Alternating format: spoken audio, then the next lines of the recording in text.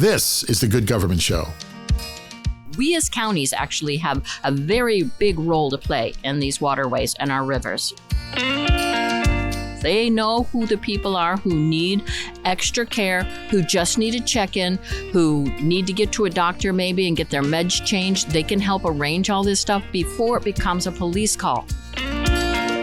People just want to be heard. They're hurting. It might even not be my fault, but they want to be heard, they want to be respected, and they want a little bit of empathy. And there's nothing wrong with that. I want that. But I never knew that I was going to love this so much. I think you should never turn down an open door like this. You should go sit on a commission. You should go for your park and rec department and go sit on that at the city level. Or go run for your school board. Go do something. Even if it's you're doing the finance for the PTA. You'd be surprised when you get pulled into that, how rewarding, when you have a real win, how rewarding that is. The Mississippi River is America's second longest river and some 2,350 miles long. Almost half the waters in the U.S. flow into the river. It runs through or beside 10 states. The river supports a $400 billion shipping industry. Mark Twain wrote about it, Muddy Waters sang about it, and it needs help. America's river is number one on the most endangered rivers list. And the good news and the good government story is, in Minnesota, they're making a difference. Welcome to the Good Government Show. I'm Dave Martin. You're about to hear from Debbie Goettel. She's a Hennepin County Commissioner. Hennepin includes the city of Minneapolis and its suburbs, and the Mississippi River runs right through the city. And she's leading a local effort to clean up the river. First, help us share the message of good government by liking us and sharing us where we are on Facebook, X, YouTube, Instagram, and Blue Sky. Please share our show with your friends and review us where you're listening, and join our Good Government Show community. Check out our website for the link. First, some backstory. I met Lisa Flanders a year ago. She's a county commissioner in Goodhue County, Minnesota, and lives in Red Wing, a small city downriver from Minneapolis. She decided something had to be done to help clean up the Mississippi, and she decided she's going to be the one to do it. She created the Mighty Mississippi Cleanup Challenge. The goal? Remove the trash. She kicked off the program in 2022 with 50 volunteers. Later this season, you're going to hear from Linda Flanders, but first we wanted to hear from the county that cleaned up the most trash. In 2025, there were a total of 3,002 volunteers. This year, 5 counties got involved. Hennepin County won with the biggest trash collection. Now, this is truly good government, stepping in, organizing volunteers, and cleaning up a river. And not just any river. This is the Mississippi River. Commissioner Goettel and I talked about the cleanup efforts and how many people joined in the cleanup this year. And here's something I just found out. Did you know you can actually walk across the Mississippi River? But at its source, and you'll hear about that later. We talked about other good government projects going on in Minneapolis, and wait till you hear. They have essentially solved the homeless veterans problem in her county. A lot going on in Hennepin County, and that's coming up with County Commissioner Debbie Goettel right after this. What if World War I never happened? What if these 3 royal cousins, King George of England, Kaiser Wilhelm of Germany, and Tsar Nicholas of Russia, chose peace over pride? Good Government Show executive producer Jim Ludlow has just released a new book. The Royal Cousins is a gripping alternate history that imagines how diplomacy and courage could have stopped a war that took 22 million lives. If only they'd used the principles of good government. Download The Royal Cousins now on Kindle. It's powerful, timely, and just 99 cents. And all the proceeds support our work here on The Good Government Show. Just search The Royal Cousins on Amazon today.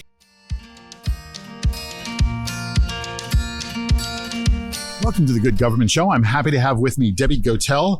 She is a county commissioner from Hennepin County, Minnesota, which is Minneapolis, Minnesota. Good to have you with us. Thanks for coming on. Absolutely. So we're here at the National Association of Counties annual conference. And one of the things that we want to talk about is some of the things that you've been doing, but most especially about the Mississippi River cleanup. And I understand that you are this year's winner. Yes, of the Mississippi River cleanup. Yes, we are. We've actually been the winner most years, but I don't think that anybody really cares, and especially the organizer of that. So it's a great thing. And actually, it was a colleague from another county, Commissioner Linda Flanders. And she was the one who came and challenged us. She challenged you. So You got a bunch of public servants up that are elected up on this dais, and you challenge us. You think we're going to turn out? You bet we are. So let's just talk about the Mississippi, because the Mississippi, the origin of the Mississippi, the mouth of the Mississippi, is in Minnesota. Yes, up north. And here's something I just found out today. You can actually walk across the Mississippi River. Yes, you can up there. Yes. Where it starts, absolutely, and I've done it before. It's a beautiful part of the North Country of Minnesota where it's wooded and everything, and literally I have walked across that, what I would call a trickling stream. Is the water pure and clean? Can you drink it? Oh, yeah. And it's rocks underneath and everything like this, and as you walk down further, it just starts to grow. Okay. And at what point did it start turning into an environmental hazard? I would say that some of it started quite a long time ago when we started using a lot of chemicals along the edges of the banks, when we would plow right up there and we were using chemicals on our farmland. Right. Also, I would say then down further into the urban cores where we had chemical pollutants coming from industry. That was, something that we all did to all our rivers at a certain period of time, thinking that pollution could be diluted and that the rivers could absorb it. But as we grew larger, that did not happen. Same thing with our sanitary sewers not being treated and dumped right into the rivers. And this all happened decades. Before our time, but in the early 70s when people realized we needed to clean up the rivers, and that's when the EPA was created, and that's when environmental awareness, the Indian, public service announcement we all saw. So tell me what it is that needs to be done to the Mississippi. I mean, this is one of America's most vital waterways. It, in many ways, is instrumental in the growth of the United States. What happened and what needs to be done? Well, I don't think what a lot of people don't realize is at the county level, we have watershed districts. Okay. We appoint to those watershed districts. There's tax dollars going to those watershed districts. They have really huge, large, and small plans that very much look at how to make it healthier, how to clean it up, and how to keep it sustainable, and how to also make it more recreational for all of our residents along this. And so we as counties actually have a very big role to play in these waterways and our rivers. So let's talk a little bit about the Mississippi River Challenge to clean up. How long have you been participating? It only has started for a couple of years now. And it was, again, one of our colleagues from another county. Was it Goodhue County? Yes, Goodhue County, Linda Flanders. Linda Flanders. And we sit on boards with all of our counties from across the country, but also in our states. And she came to the dais and said, well, I want to give you a challenge. And that's how it all propagated. But she didn't do it just to us. She did it to some of our other colleagues. I think it started with 3 or 4 counties, and now it's grown. Yes, it's grown. So Beltrami County, Winona County was in on this. I'm trying to think of out in Red Wing, we had counties, and there are others that weren't mentioned. Stearns County, I think, did it. Anoka County. I'm trying to think of all the big players that everybody started to jump on board. Yeah. And it was a good contest. It was friendly competition among colleagues, and we all was wanted it friendly to see. Competition? Actually, it was. It was friendly. It was. Okay. It was. But I think we were all on board because we all knew we wanted to do something nice, and we knew that there was enough energy around this whole programming of doing it and getting our residents involved and doing something that they really thought they could have an impact, because not only we were doing it, all these other counties were doing it. So I have some stats here that you're free to accept or reject. You've won this. Hennepin County has won this 2 years now. Yep. On the Mississippi Watershed Cleanup. You had 2,800 volunteers. Mm-hmm. You had 110 bags of litter, 20,500 pounds of trash. Correct? Yes. Oh, yeah, that's correct. All right. Now let's start at the beginning. 2,800 volunteers. How does one get 2,800 people to volunteer to pick up trash? We already have a core amount of our constituents and our residents who already listen to the environmental stuff we do, a zero waste challenge. We're at farmers markets. We sign people up and they watch us all the time. I'm always surprised how many people know what's going on at the county board in our districts. Okay. And they have signed up to volunteer for other things. You must have great communications. It's outreach. It's outreach. Okay. But we're everywhere, and this is an easy thing. You can get the kids involved in this. My neighbors kind of look at me when I roll the bin down to the edge of the curb because I'm cleaning up the storm sewer, and I don't think that people think of it to do that. I mean, when you mow your yard and it falls into the gutter, do you think to clean up that gutter too? Most people don't, but we're trying to get there. And we are getting there. And the kids love it. The kids really get into this. So tell other county commissioners who are listening in and city mayors, how do you get almost 3,000 people to volunteer to do stuff in your county? Well, you kind of make it a contest, too. You let them know it's a contest. Okay. You let them know that, your neighboring county over there, you don't want them to beat you, do you? And do we want to be Hennepin County. You can't beat us. Yeah, so we want to make sure that we do it. And it's small things like picking up the trash and then going down to the storm sewer, making sure our gutters are clean and everything. Your street sweeper only comes around twice a year. That's not going to be enough. That's helpful. But we also educate all the kids at school, have all these projects where they go to the local water bodies and they learn about what's flowing in there from storm sewer. So they know that storm sewer drain down at the end of their block is going to go eventually into that Mississippi River. And if there's garbage and junk there, it's going to end up there. And that's not a good thing. Given the historic importance of the Mississippi River, do you feel like you have kind of a bit of a special obligation to keep the waterway clean and clean it up? Yes, this is not just for our state. It's for all the states all the way down into the Gulf. Right. And you see what has happened through the hurricanes in the Gulf and the destruction then they've had to try to come back and the mitigation they're now doing, building larger bridges that can go over the water so that they can get to their ports. I mean, this is what happens when we don't take care of things. And so we're mitigating some of that right now. We need to stop it. We need to stand still. We need to make it resilient and we need to make it sustainable. You collected 20,500 pounds of trash. What was in there? What did you pull out of the river? Oh my God. Sometimes it's dead animals. Okay. I'm just going to say there's rodents and stuff in those storm sewers and things like that. I'm sure. But a lot of it's just garbage that fell out of somebody's car when they opened it up and didn't see it. Okay. Like a bag from McDonald's or a plastic cup. Because when I'm out walking around my neighborhood, I pick up those things. There's no newspapers that have gone down in there. But a lot of it's debris from wash off your lawns. There's leaves. There's pieces of sticks and twigs and lawn cuttings and things like that just wash down there normally. Right. That's the most part of it. I don't see dumping anymore. I don't see people dumping things. That's a good sign. Yeah, that's a real good sign. But you do see when there's a lot of rain in certain areas that aren't planted well, you see an awful lot of soil. And you actually see an awful lot of grain and grit and rock and stuff going down there, and it silts up things, and that makes it really hard for your stormwater system to work well. So we have to go out there and we have to go dredge some of those paths that they use from time to time, and we find stuff in there too. I think it's worse in the ponds because we find old tires and things like that in the ponds. We even find small appliances and things. It's kind of sad. As a result of, you're the 2-year back-to-back winner, has this put any new policy in place or any new initiatives or programs to make sure you don't have to clean up 20,000 pounds next year? Yes, we have a zero waste initiative at the county. Okay. And we're hoping. Good government? Yeah. Zero waste? We like this? Yeah. So what we're doing with that, and it's a contest too. We want to see what groups or areas or neighborhoods can do the best at this. And anybody can join. And we share tips of how you can do that. And other counties are starting to take note and they want to know, how do you do a zero waste challenge?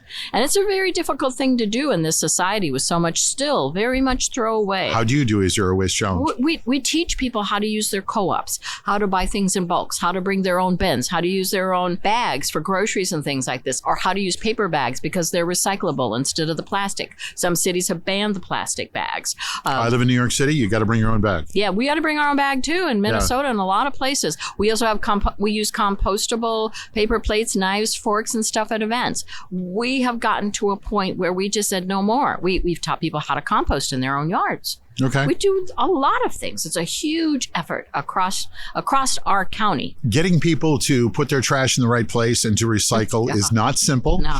And there's a lot of people who it doesn't matter. How do you get people to make it matter? You know what? I got to tell you, one of the biggest ways we do that is the kids. Is this between you and I? No, this is the kids. Okay. This is the kids. Yeah. The kids want to do it, and they're learning it at school. And they tell their parents. Yeah, they do. And they say, Mom, that doesn't go there. Okay. Dad, that doesn't go there. Or they'll go walk over to the can and put it in the right one. All right. And the parents are starting to rely on. But it's difficult. I will tell you, it's difficult for me, and I'm an environmental engineer by trade. And I have to tell you that it depends on where you live. So 1s and 2s are recyclable in Hennepin County, and so are some 5s. I don't know which 5s. Okay. Nothing black is recyclable because our sorters can't go through it. All right. Okay. In some places where my son lives in Kansas, they can't recycle glass. Oh. They don't recycle glass. We do. We recycle glass. They don't know, too, that you can put a pizza box with stained pizza and stuff into your compost bin. Okay. So for pickup, because we have compost in New York City, curbside. we now have pizza-sized boxes. You can slide a pizza box into a recycle bin. Yeah. So there you go. From New York City to Minnesota. Yes. I hope that helps. Yes. We're all in this together, right? Yes, we are. Yes, we are. So how does it feel to be a winner? You know, I like it. It's kind of fun. The competition, we kind of knew with just our size that we would most likely be. And I think our colleagues did too in the other counties. But I don't think we don't care. We're going to elevate everybody as winners, really. When you think about it, because it's our waterways are going to be cleaner. Were you down there in the Mississippi River on the challenge day? I wasn't down on that particular day. I've been doing my storm drains. Okay. I do that. I'm down in the neighborhood. All right. Cleaning up after that mess.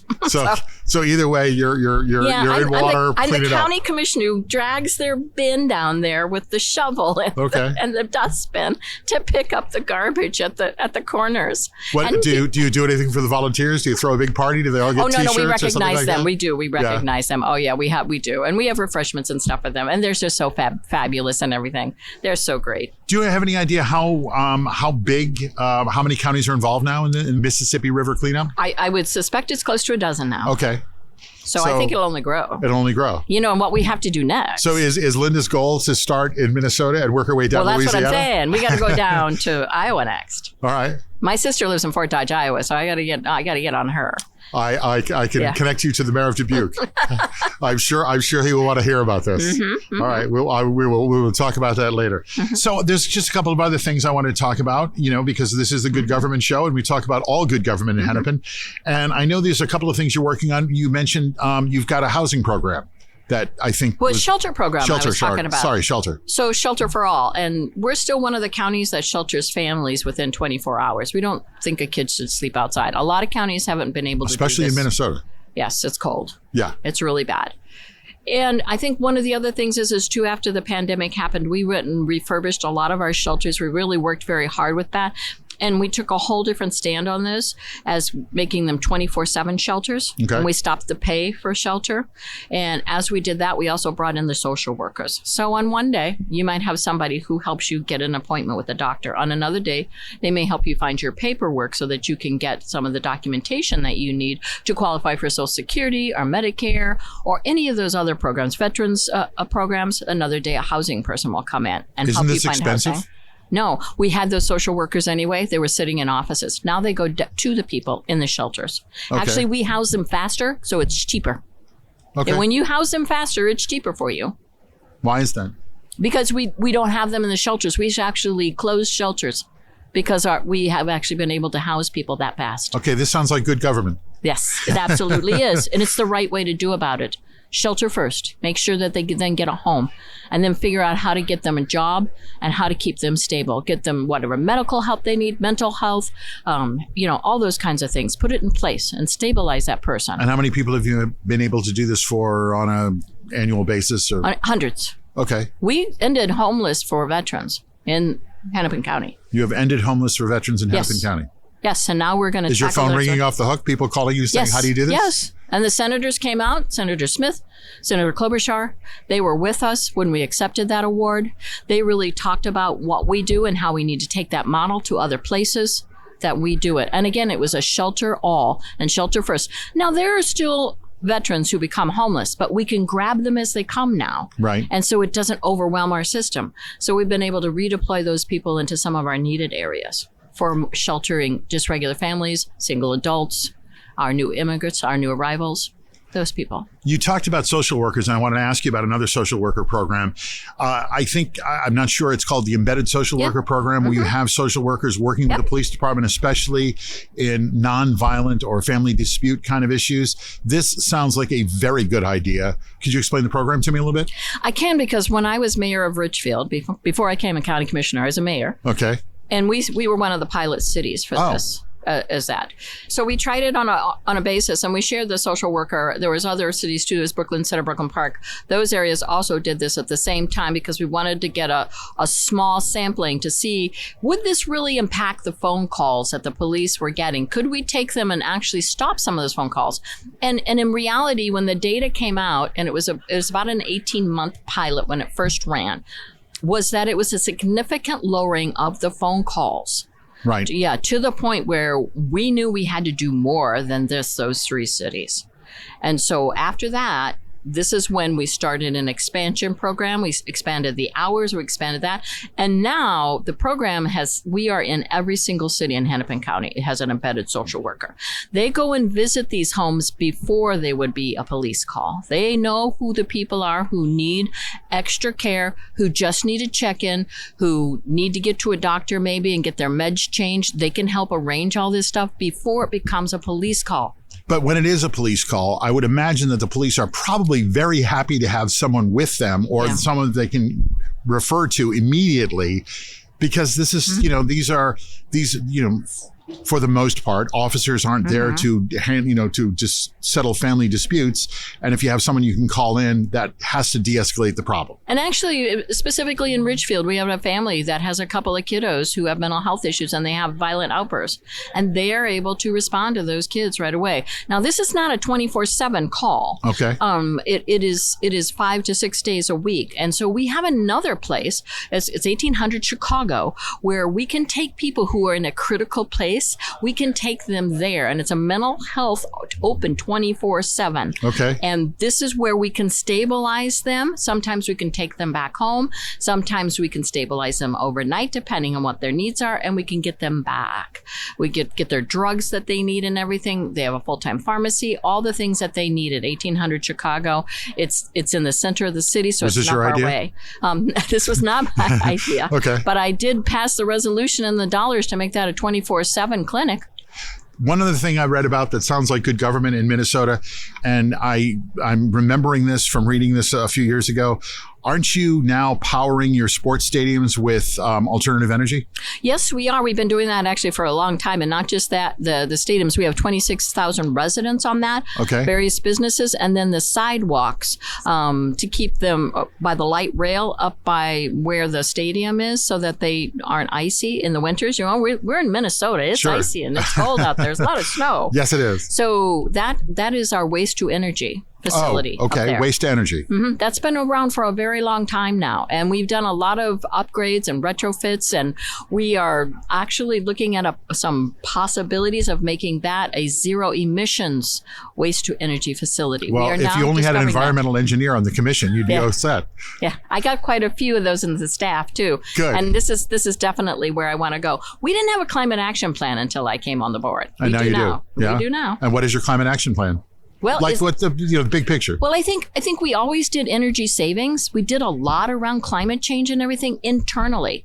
When I came to the board, I said, we're doing a lot of good work. We're first of all not telling anybody about it, and we're not sharing it.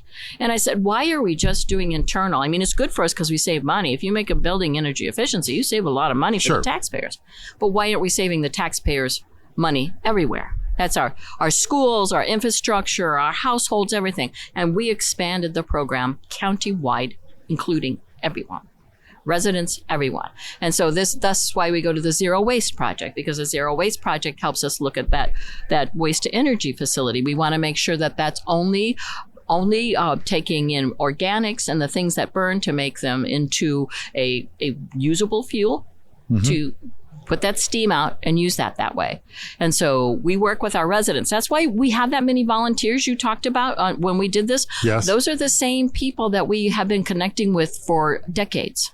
Those same families and into those same schools about this is going on. They come to us to help us with all these environmental programs. And they're the ones who helped us when we started composting. Okay. So you hired a pool to pull from already. Yeah. So we pull from them now. But, we started countywide composting, and they came with a great lot of feedback for us. And then they started to talk about how do we do this in multifamily housing. And the whole thing is it's really hard to retrofit like businesses and large apartment complexes to do the good work that we need to be doing, right? Right. Those kinds of things. And of course, we took advantage of all the great infrastructure dollars and the Green New Bill that came through, and we were able to lower all our energy costs. And we're still doing that. I mean, we're still going over to our county hospitals. We're looking at relighting profiles and everything like this. We're looking at every way we can squeeze another dollar back. Now we're going to take a lighter turn. Okay. I have had a county commissioner on from St. Paul. These are Minnesota and Minneapolis and St. Paul are the Twin Cities. What's the biggest difference? There's a lot of difference in that because they house our government. Okay. And they have a lot of PIL. So that's payment in lieu. All right. So I think they struggle more. I think they have a harder time because they have an awful lot of what I call non-government types of entities that don't pay taxes in the same way that we do. All right. And so payment in lieu is you get a payment from the federal government to try to make up that base. And I think it's a lot harder for them. Okay. And that way. And so I would say they're smaller than us, Yep. but they're pretty nimble. I would say we share a lot together. We are the bigger sister city, for Yep. sure. Okay. We don't have as much nonprofit and government building in there that doesn't pay taxes. So I think our tax base is different. I think also our industrial mix is different. And so that brings us to a different place. And they have stadiums, we have stadiums. So there's a lot of similarities too. Right. How often do you get to St. Paul? Oh, I get to St. Paul several times every month. I actually have very many meetings over there, lots of times. And I know all my colleagues there. I'm sure you do. Yes. Mm-hmm. All right, good. Well, that was the easy part. We're going to get to the hard part in just a moment. Oh, hard part, huh? The Good Government Show is sponsored by Our. That's OUR for Our Community. Get involved. We hear that all the time from government leaders. Our co-brands with your government's name and logo. Your staff and the people you serve are connected and part of your community. From any device, your members provide reliable data and meaningful feedback. Ask a question like, do we want more parkland or better homeless services? More engaged conversations come through the Our app. Visit Ourco, that's OURCO.com, and book a demonstration. Once you wrap up this episode of The Good Government Show, give a listen to our friends over at Good News for Lefties. This daily podcast highlights news stories that show there's more good news out there. Other people in government are really trying to do the right thing. That's Good News for Lefties. Listen where you're listening now. Okay, this is the hard part. Okay. This is where we get to your thoughts, your philosophy on government. Are you ready? Okay. All right. So you are a county commissioner now how long? 9 years. 9 years. And before that, you were the mayor? I was the mayor for 10 years of the city of Richfield. So let's say 20 years in government. Yep. Define good government. It means looking at a wise decision. I think the biggest and the best way I can describe it is show me your budget. I'll show you what you believe in. Okay. But I believe in a balanced budget. I'm going to say that. I run the county budget right now. It's $3.1 billion. We balance that budget. Every year? Every year. Otherwise, they have to answer to you. Absolutely, they do. And Okay. they know it. And every year, I'm already on them. And when I talk to my department leads, I'm going to say, what are you doing on your budget right now? And they're already, because we're starting budget cycle soon, they're already telling me what they're going to do. And of course, you know, we've got some different federal legislation coming down. Yes. And we are trying to prepare for that. And I'm asking them that question. How are you preparing for this? And I regularly meet with our CFO and I ask him the same questions. What are we doing now to prepare for this? And then what are we doing because we know we're going to lose some federal grants and some federal dollars? We already have. Right. We also have had some cuts of some of our federal grants from the state because they are in a budget issue. They have the same problem too. Yes, sure. we do. And they know what's coming down as well. So I'm there. It's very serious business, but you put your priorities. But I'll show you my priorities. I'll show you my budget. Okay. What do we care about? When people are frustrated with government, when they don't like what government's doing, when they don't like what they see, what should they do? What can they do as an individual? As an individual, call your county commissioner. I can't tell you how many times, too, even as mayor, I had people come up and right on my front porch. There's a lot of iced tea and beer drunk on that porch. And we would sit there and talk. Which do you drink, the iced tea or the beer? I drink the iced tea. I always offered a beer. Okay. But, you know, we had to sit there and just chit-chat about what was really going on. I think a lot of it is not understanding what's going on. Okay. And then the other piece of it is people just want to be heard. They're hurting. It might even not be my fault, but they want to be heard. They want to be respected, and they want a little bit of empathy. And there's nothing wrong with that. I want that. Uh-huh. So why wouldn't they? And why can't I give that to them? I should. How long does it take you to get to the grocery store? I go in off hours and I send some of the other families sometimes. I will tell you that. Okay. But I do go. And everybody, I do get stopped. I absolutely do. I was talking to a county commissioner who said his wife no longer allows him to go to the hardware store. So what drew you to public service? We are the voice of public service. What made you decide to get into public service? You're an environmental engineer. I had a good career. Right. I really did. You probably made more money. Yes, and better hours. I did. I did. Yeah, so what drew you to this? All of the above. What drew you to this? What made you decide to do this? My son had graduated from high school, and I got involved in my church, and they were doing this social justice stuff. Yeah. And it was around the time where it was a Clinton era, so that's how far back this goes. All right. When they were talking about, some of the social service and the impact of welfare and the welfare to work programs and all these kinds of things, and I got involved in that. And by the way, that particular organization was working on something called brownfields. Right. So brownfield started in Minnesota. Really? We were the ones who started that legislation. It was the first one of its kind. Brownfields are former manufacturing sites that are still there. Sturdy. That are no but longer. Not Superfund. Yes. Not Superfund, but you can't put residential on them. Fall into, disrepair or non-use. Yes. Okay. Brownfields. Yes. Yeah. So I was the environmental engineer on that bill. Okay. On the side that pushed that through. With a social justice organization. But people don't realize what brownfields really was. It was a cleanup, sure. And there are dollars attached to do that. But it was a jobs bill. In that was written in there that they have to be living wage jobs. And that was a really cool, and we got both Republicans and Democrats to sign on to that. So it was a nonpartisan bill, and we have been touted. We won awards for those kinds of things in Minnesota, and other parts of the world, other parts of the country have looked to us to figure out how we did brownfields, and they have copied our bills. Who inspires you? Who's your political hero? Who's my political hero? Yes. Well, one of them's Thomas Jefferson. I've heard of him. Yeah. And I go that far back because he was just a knowledgeable person, and he read everything in sight, and he was a nerd. And I read everything in sight.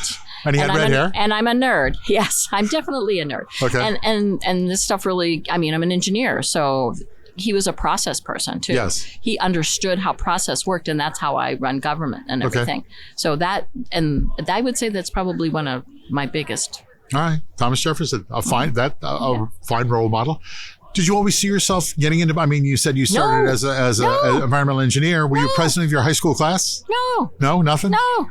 No. I was popular enough, and I did theater and play, and I sang and all these other things, but I did not. Yeah. Actually, I loved this engineering, and I did that, but I was doing that social justice work, like I said, and we won that bill, and I kind of got the bug. And they said, Debbie, stay up here. We've got a couple more things. So I worked on some housing stuff, and so I worked on some other smaller community projects, and then the Center for Community Change called me, and they said, we have the reauthorization of the transportation, ICE-T. That's how far back I go. It was ICE-T back then. Okay. That's what it was called. All right. And they asked me if I would come out on my weekends and take a day off work to go out there and talk to the Secretary of Transportation, and they arranged that. And I, with a whole bunch of other groups and some of our liturgical folks, the reverends and stuff from some of the churches came, but I was the technical person, right? And we would talk to them and convince them to do things differently, have more public participation way ahead of time, all these kinds of things. And we were very successful in getting internships and making sure they hired locally in those bills. And they still do that today because of the work that we did that many years ago. And this is before I was mayor. Right. This is before I was mayor. So I got this bug. And so I was working on a local housing project. And I was really upset at the current mayor. And he would not return my phone calls. And I sat on boards with him. Yes. Yeah, you know what it's like when you don't get your phone calls returned. Yes. And our constituents get very upset about that. I'm sure. Return calls. Well, he wouldn't return my calls, and I just wanted to do inclusionary housing. And I wanted to have a conversation. He wouldn't have that conversation. He literally would run out the door on the other side. And I said, well, that's it. I can do better than that. And I said... So when people see you coming, do they routinely run out the back door? Some would like to. Okay. There are a few I can say who would like to. Okay. But they know I'm coming. All right. I'm not going to stop, so they better meet with me. So, but yeah, and so I decided, I got mad. And being angry isn't a bad thing. When you think about mothers for drunk driving stuff, being mad's a really good motivator sometimes. And it was for me because I door knocked parts of Richfield 3 times and I won that election and I beat a 24-year incumbent to take that mayor's All right. And I return people's phone calls. And now you return people's phone. I will test you on that. So you've got a lengthy background in public service. First, working for various government boards, and then as a city mayor and now a county commissioner. What would you like people to know about government, as a government insider? Well, I never knew that I was going to love this so much. I think you should never turn down an open door like this. You should go sit on a commission. You should go for your park and rec department and go sit on that at the city level, or go run for your school board. Go do something. Even if it's you're doing the finance for the PTA, you'd be surprised when you get pulled into that, how rewarding when you have a real win, how rewarding that is, and how good it feels when you really help someone and they say, hey, you really helped me out. Thank you. I get a lot of thank you cards. It's so nice. I have them all. I have kept every single one of them because I thought someday I'm going to show what the people in the residents is the box are getting like. bigger? It is. Right. And I have lovely letters and stuff from people. And some who weren't happy at the beginning and turned out to be. How I've helped them over the years when they had problems. What do you tell people who say, oh, I would, but I don't have the time, or I can't get there, or I'm busy at night, or I have 3 kids, and it's just, and government's not my thing. What do you tell them? Well, I asked them more than once. So there's one person I asked 12 times before she ran. She's now These are more of the people who would run out the back door when they see you coming to the front door? She's now city council member in Richfield. All right. Rory Coleman Woods, I'm giving you a shout out there. How many times did I ask you to run before you actually ran? And that's the same with our current mayor. I asked her to run more than once, and I appointed her to something too. That's how I got her hooked in. So you have to appoint somebody sometimes. And I work people in that way too. Hey, I really, really need you. You have the expertise I need to represent me, and I can trust you. Okay. And then I get them to run for office. What's the best part of your job? Oh, helping people, being with the constituents, making a difference in people's lives, figuring out how to solve problems. I'm an engineer, so I like to solve problems. All right. And I have 2 fabulous staff who help me do that. So I'm so lucky to have Kate and Graham. What keeps you up at night? The loss of dollars for SNAP, the Medicare, the Medicaid issues, the assassination of Melissa Portman, her husband, her dog. Yeah, that keeps me up at night. Minnesota state legislators who was assassinated, right? Well, I have yet to come to Minneapolis or St. Paul. Well, let me take you around when you come. A friend of mine has offered, to take me places, but has not done it yet. I will talk with her later. We can get you into places that you others wouldn't see. I'm just saying. What is the one thing I must try? What is the dish of Minneapolis? Hot dish, Minnesota hot dish. And you only get that by coming to somebody's home. Okay. So you're invited to dinner. Thank you. What are we doing for hot dish? Oh, well, I'll have to say, I have my signature hot dish is actually a chicken hot dish with broccoli. But it's the soup mixture that's so perfect, and it's a secret. So I did listen to a lot of Garrison Keillor, cream of mushroom soup, binds the state together. Well, is that correct? That's part of it. It's only part of it. Okay. What do you do for fun? I don't have as much time as I used to. I garden, though. That's my saving grace. I have a beautiful garden. People know how to find my house. They say, it's the White House with the red trim, but you'll notice the garden first. Okay. It's what are we growing? We're growing perennials, but inside with my perennials, I grow vegetables right inside there because the lovely cabbages and stuff like this and the kales look so beautiful with the flowers, and the contrasts are gorgeous. I got string beans and peas planted. Does anybody go in the hot dish? No, yes, it does. And it goes canned. I still can. Oh, all right. Foods. Okay. I freeze and can. Yeah, I'm an old farm girl from way back. Are you? Yeah. Did you grow up in farm country? Yeah, down in Sedalia, Missouri. Uh-huh. Yes. All right. Okay. So, hot dish, farming, vegetables. Got it. Yeah. Well, this is the Good Government Show, and we always bring it back to good government. Tell me about a good government project that you actually got to do that you're excited about. Planting 1 million trees. Where? In Minnesota, in Hennepin County. And we plant trees on boulevards. There's pictures of me planting trees, but we also make them available to like senior dwellings, to our schools, and to other government entities.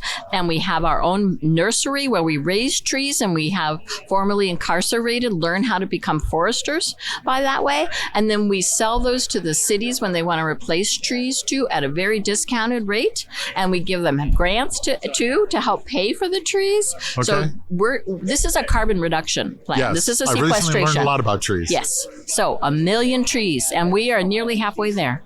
All right. Debbie Goettel, a county commissioner from Hennepin County, that is Minneapolis, Minnesota. congratulations on your Mississippi River Cleanup Challenge win 2 years in a row. And thank you. Thank you for coming on. Okay. Thank you. It's been a pleasure. Thank you. Thanks. After you get done with this episode, hear more good government stories with our friends at How to Really Run a City. Former mayors Kasim Reed of Atlanta and Michael Nutter of Philadelphia, and their co-host, journalist and author Larry Platt, talk with guests and other mayors about how to really get stuff done in cities around the nation. Check them out where you're listening now or through their nonprofit news site, thephiladelphiacitizen.org/podcasts. We hear a lot about good government in all forms on this show, but when you hear about 2,800 people, many of them young people, volunteering to pick up garbage, well, that's just good government. Getting involved is always the key to good government. That's citizen engagement. They're doing that in Hennepin County. I like that there's some local pride as the counties work together in a sort of a friendly competition to clean up. And remember, this is the Mississippi River, the big muddy, the great river.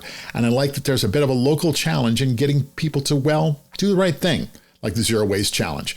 Well, good government and a big cleanup in Minnesota and on the mighty Mississippi. You're going to hear more about the mighty Mississippi River Cleanup Challenge on future episodes. But good news and good government right now in Hennepin County. Well, that's our show. Thanks for listening. Please like us and share us with your friends and review us right here where you're listening. And check out our website, goodgovernmentshow.com, for extras. Help us keep telling stories of good government in action everywhere. Join us again for another episode right here. I'm Dave Martin, and this is The Good Government Show.